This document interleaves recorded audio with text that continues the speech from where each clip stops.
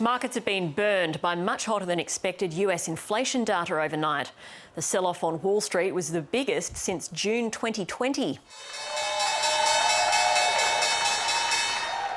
The S&P 500 lost 4.3% and the Nasdaq off 5.2%.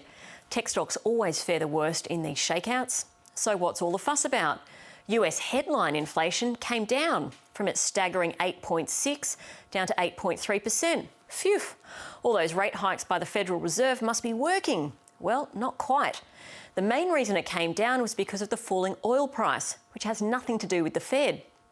Core inflation, represented by the bars here, excludes volatile energy and food prices, and it jumped 0.6% to hit an annual rate of 6.3%. It's getting hot. Driving this was the rising cost of life's essentials: shelter, healthcare, insurance and education, many of which are now rising at a record pace.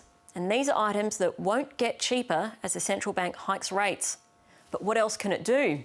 Fed Chair Jerome Powell said that he wants to see a series of lower inflation reports before he even considers backing away from rate hikes. So expectations of where the US cash rate will go leapt overnight, as you can see here.